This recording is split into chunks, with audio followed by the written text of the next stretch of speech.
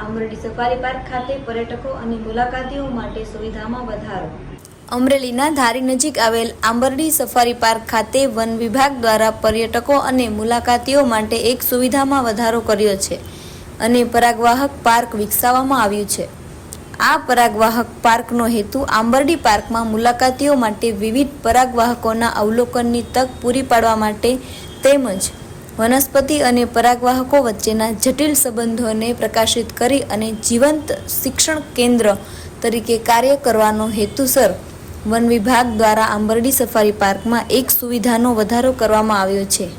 મારું નામ જિગ્નેશ સાઈ પટેલ, આચાર્ય વાવપ્લોટ પ્રાથમિક શાળા ગાળિયાદાર। આજ રોજ આંબરડી સફારી પાર્કની મુલાકાત લેવાની આવી અને ત્યાં પતંગિયાનું એક ટુરિઝમ વિકસાવવામાં આવ્યું છે। ખૂબ સરસ છે અને એની માહિતી મારા સ્કૂલના બાળકોને આપવામાં આવી।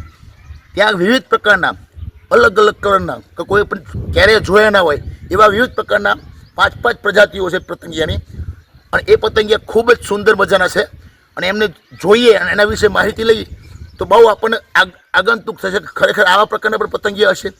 એ પતંગિયાને નું આખું ટુરિઝમ આજે મારી શાળાના બાળકોને બતાવવામાં આવ્યું અને એ ટુરિઝમની અંદર વિવિધ પ્રકારના પતંગિયાઓ છે, એમના નામ પણ એવા છે, ટાઇલ પૂંછડીવાળા પતંગિયો મતલબ એવી પણ 5 પ્રજાતિઓ છે। એ પતંગિયા એટલા સુંદર અને એમના માટે વિવિધ પ્રકારના છોડ, વિવિધ પ્રકારના વૃક્ષો એ બધું પણ વિકસાવવામાં આવ્યું છે અને આ પાર્કની ખરેખર મુલાકાત લેવા જેવી છે। તમે ક્યારેય જિંદગીમાં જોયા ના હોય એવા પ્રકારના પણ પતંગિયા જોવા મળે છે। અમરેલી જિલ્લામાં વન વિભાગ દ્વારા આંબરડી સફારી પાર્ક ખાતે સુંદર વ્યવસ્થા કરવામાં આવી છે અને સિંહ દર્શન તેમજ ચિંકારા, હરણ, ઝરખ, દીપડો સહિત અન્ય પ્રાણીઓ રાખવામાં આવ્યા છે। ત્યારે ધારી ગીર પૂર્વના ડીસીએફ રાજદીપસિંહ ઝાલા દ્વારા આંબરડી સફારી પાર્કમાં વધુ એક સુવિધાઓ પર્યટકો અને મુલાકાતીઓ માટે કરવામાં આવી છે, જેમાં બગીચાને પરાગવાહક પાર્ક કહેવા માટે તે પ્રદેશમાં હાજર વિવિધ પ્રકારના તમામ પરાગવાહકોની જરૂરિયાતો સંતોષાવી જોઈએ, જેમાં પતંગિયા, મધમાખી, ચામાચીડિયા, ફૂદા, પક્ષીઓ, માખીઓ, ભમરા, ભમરી વગેરે સમાવિષ્ટ છે।